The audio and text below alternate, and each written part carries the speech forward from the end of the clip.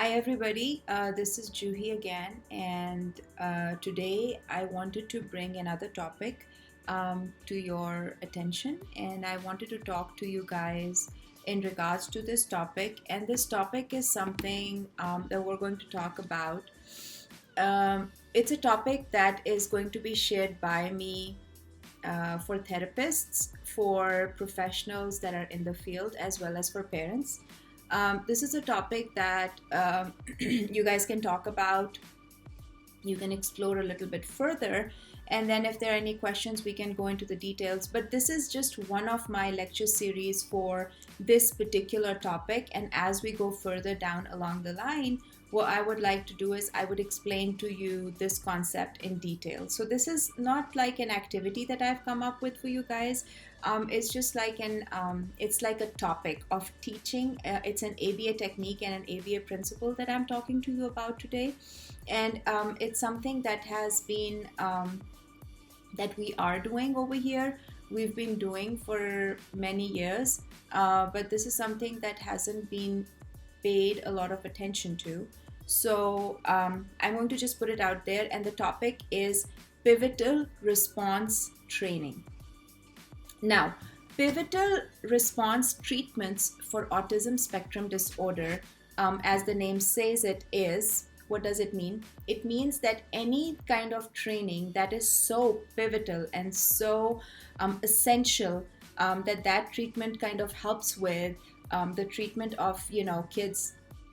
Okay, so what is pivotal response treatment for autism?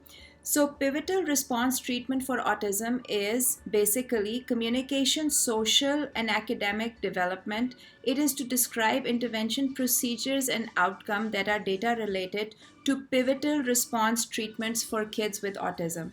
Now, this is an approach which basically focuses on the core areas of the disorder, and the core areas of disorder are the ones that produce that produce all the behaviors that come along with autism.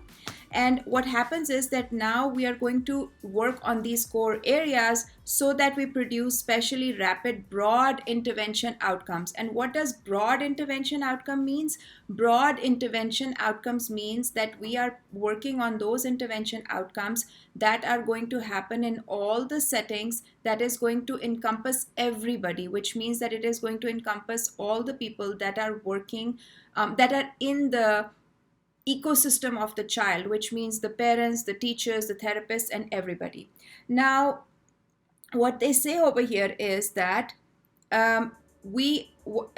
it is hypothesized that autism itself may be a much milder disorder than previously suspected, and that many of seemingly severe aspects of the disorder may be side effects resulting from abnormal development. Okay, so autism might be a very mild disorder, as the book says, but what happens is that there are a lot of abnormal developments that come along with it that make it a little bit more severer.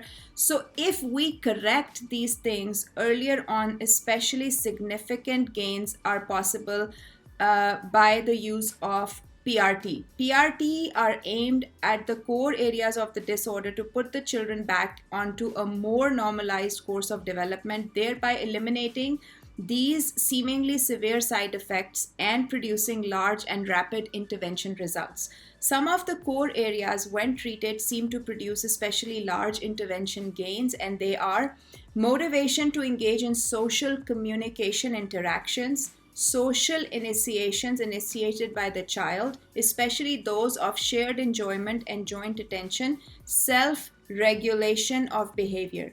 These pivotal areas are addressed through a focus of 4 important aspects of intervention. And what are the 4 important aspects of intervention? Family involvement in the design and delivery of the intervention, treatment in a natural environment, treatment of key pivotal target behaviors as primary to secondary goals of modifying individual behaviors, and implementation of intervention on both home and school contexts.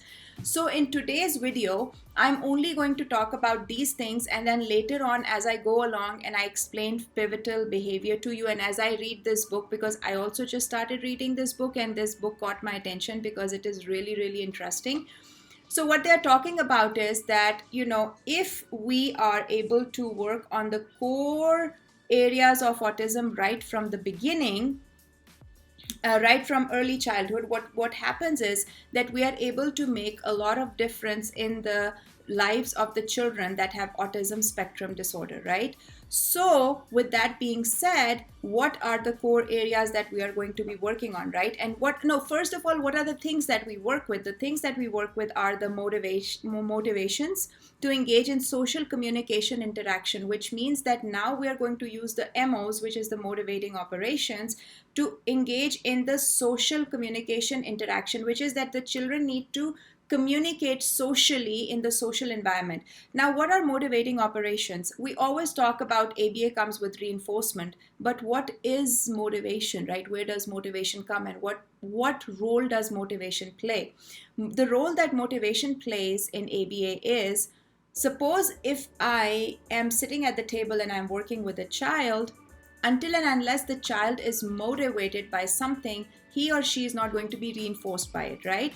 So for example, as per me, if I'm hungry, food is going to act as a motivator for me, right? But if I'm not hungry, food is not going to work as a reinforcer for me. At that time, something else like play or bubbles or water or juice will act as a motivation for me. So we have to look for those motivations in a child's environment.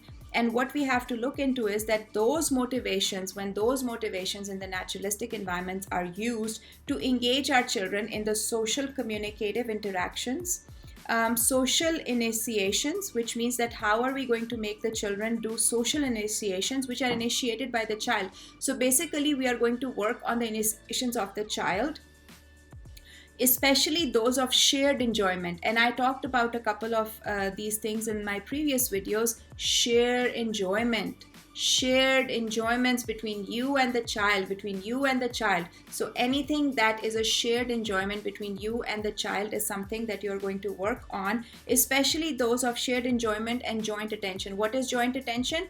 I have a piece of like this sitting in the middle, and I look at the child, and then I look at this, and the child looks at me and then looks at this. That is joint attention. So we want to make sure the child has that joint attention. The child has shared enjoyment and self-regulation of behavior. So these three things are so critical to pivotal response training, that the child is supposed to be able to have the self-regulation of behavior, social initiations, especially those of shared enjoyment and joint attention, and motivation to engage in social communication, communicative interaction.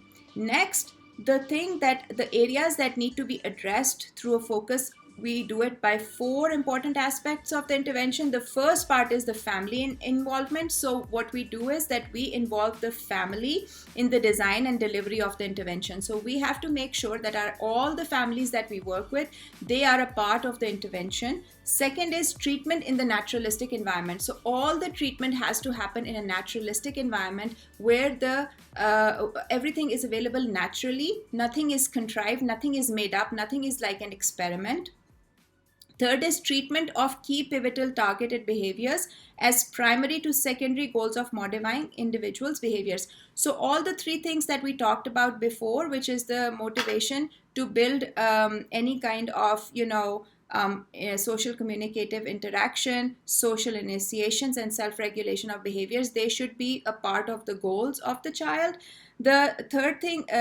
The fourth thing that we are going to work on is an implementation of intervention in both home and the school context. So every implementation that we are doing, it has to be done in the home setting and the school setting. So there should be nothing that is compartmentalized, that, oh, the home's doing their own thing, the clinic's doing their own thing, and the school's doing their own thing. No, everything has to be combined together. It should be a collaborative effort, and this is what pivotal response treatment for autism looks like. So that's about it for this video. Every day I'm going to read a chapter, and we're going to go over pivotal response treatment together, because we want to learn it together. I just introduced it today, but we have a long way to go. I hope this video was helpful, and we're going to think about it. Have a wonderful day.